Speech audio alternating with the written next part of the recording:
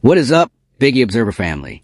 If you thought the series premiere of HBO's Lanterns was wild, Episode 2 just completely blew the doors off the entire DC universe. We are talking about massive Green Lantern lore drops, the official introduction of the true big bads of the entire series, and a massive Batman Easter egg that changes absolutely everything. If you are just watching this episode as a standard small-town detective murder mystery, you are missing the most terrifying cosmic conspiracy in comic book history. Today on Biggy Observer, we are doing the Ultimate Lanterns Episode 2 breakdown and ending explained. We are exposing why Hal Jordan is secretly terrified of Jon Stewart, how a genocidal army of synthetic androids has already infiltrated human society, and the chilling reason Sinestro is smiling from his prison cell on OA. You're going to want to lock in for this one, because Episode 2 is quietly setting up the legendary Blackest night storyline, and almost nobody has realized just how deep this rabbit hole goes. Let's dive in. Welcome back to the channel. Let's start by addressing the elephant in the room. That insane cliffhanger from Episode 1, and how Episode 2 immediately resolves it. Hal Jordan's power ring vanished, and casual viewers assumed it was stolen. But Tom King officially confirmed what we DC geeks suspected. The ring obeyed an emergency backup protocol. It flew directly to the second human chosen by Abin Sur's ring, Guy Gardner. We already know Nathan Fillion is playing Guy in the wider DCU, and the fact that Guy is now walking around with Hal's ring creates an explosive dynamic for the rest of the season. When he eventually crosses paths with Jon Stewart, it is going to be an ideological and physical turf war between an arrogant veteran who thinks he owns a mantle and a rookie who doesn't even realize he has already evolved past the need for a ring at all. And that brings us to the most jaw-dropping revelation about Jon Stewart in this week's episode. During the flying lesson in Episode 2, Hal tells Jon to just use his instinct. But Jon is an impulsive pilot. He's an analytical marine and architect. When Jon attempts to summon a construct, he doesn't just fly. He constructs a living, sentient bird. But pay very close attention to what happens next in the episode. Hal explicitly states that the ring is dead. Hal even takes the ring back. Jon gets ambushed and knocked completely unconscious by those kidnappers. Under every established rule of Green Lantern lore, the moment a user loses consciousness or the ring dies, their hard-like constructs instantly collapse. But Jon's bird did not vanish. It stayed alive and actively defended him. Do you realize what Episode 2 just confirmed? The show is directly adapting Jon Stewart's human power ring physiology from the comics. Jon's internal willpower is so immense that his own cellular biology is generating emotional energy. He no longer needs a piece of alien jewelry. He is the battery. Look at Hal's face during that training scene in this episode. That is the look of a man who realizes he is standing in the presence of something infinitely more powerful than himself. Hal knows his time is running out, and this rookie represents an evolutionary leap that renders Hal obsolete. That insecurity is planting the seeds of pure fear inside Hal Jordan, and fear is a poison that turns him into the universe's deadliest threat. While Hal is silently spiraling, Episode 2 thrusts Jon into the dark underbelly of the cosmos, where the biggest secret of the Green Lantern Corps is finally brought to light: the Manhunters. When Jon wakes up tied to a chair, he meets a mysterious figure named Antaan. Antaan asks Jon a devastating question. Did you really think the Green Lanterns were the first line of defense?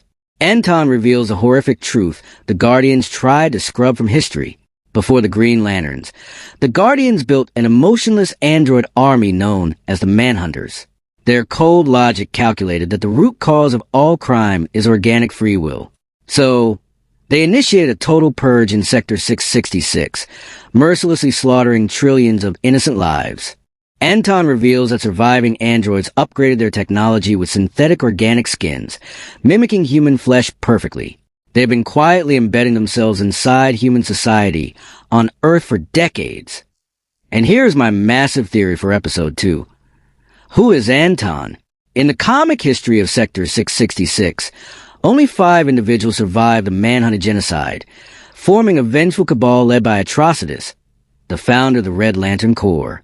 In this episode, Antaan is surrounded by exactly 5 followers, and he forces Jon to relive the visceral horror of the Sector 666 Holocaust using an orange-red glowing device. Antaan represents cosmic vengeance. By forcing Jon to experience that ungodly trauma, he is trying to break his loyalty to the green light and awaken the burning red fire of rage within Jon's soul. Meanwhile, back in Rushville, Episode 2 drops a Batman Easter egg that completely changes the game. When Hal clashes with Sheriff Carrie Kane, she mentions that she used to work in Gotham. Tied this to her phone call in Episode 1 where she says, "Tell Barb I said hey," and the picture becomes clear. Barb is undeniably Barbara Gordon. Carrie was working alongside Commissioner Jim Gordon in the GCPD. Furthermore, her last name is Kane, one of Gotham's original aristocratic dynasties. Carrie is an elite detective station in Rushville specifically because this town is ground zero for an alien invasion. And who is bankrolling this town's anti-alien paranoia? William Masson. In this episode, Masson is handing out alien detecting technology. But comic fans know William Hand is a serial killer who becomes the Black Hand. In the comics, Atrocitus gives William an alien device that can drain Green Lantern energy. Masson is studying how power rings operate. By introducing William as a corporate titan hiding dark ambitions, Episode 2 is actively planting the seeds for the cataclysmic Blackest night event. Add in Masson's wife, Zoe, whose intense dialogue with Jon about the destructive power of love heavily mirrors the philosophy of the Star Sapphires. And it's clear, the violet light is already present on the board. Everything comes to a chilling head at the end of Episode 2, when Hal Jordan finally suits up and travels to the science cells on OA. Standing behind the energy bars is none other than Thale Sinestro. When Hal asks Sinestro about the Manhunters operating on Earth, Sinestro smiles and delivers a line that should terrify every DC fan. That'd be the second greatest threat you're currently facing. Sinestro knows that Hal's true enemy is sitting right next to him on Earth, Jon Stewart. Sinestro understands Hal's terror of losing his identity. By whispering in Hal's ear that Jon is his replacement, Sinestro is actively pushing Hal away from the light of willpower and straight into the waiting arms of fear. The haunting soundtrack closing out the episode repeats the phrase, "I don't have time," capturing Hal Jordan's descent into pure paranoia.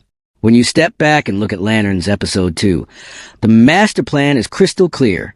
This is the epic prelude to an intergalactic collapse. We have the Manhunters infiltrating human civilization. We have Atrocitus stoking the flames of red rage. We have Black Hand preparing to harvest the dead. And we have Sinestro orchestrating Hal Jordan's fall from the shadows of OA. The war for the emotional spectrum has officially begun. Now, I want to hear from all of you in the Biggy Observer family. What was your favorite reveal in Episode 2? Do you believe Hal Jordan is on a direct collision course to become Parallax? And what are your wildest theories on William Masson? Sound off in the comments below. Let's get a massive debate going. If you enjoyed this Episode 2 breakdown, make sure you hit that like button, subscribe to Biggy Observer, and share this video. Thank you so much for watching. Stay sharp, trust Noah with the glowing ring, and I will see you guys for Episode 3. Peace!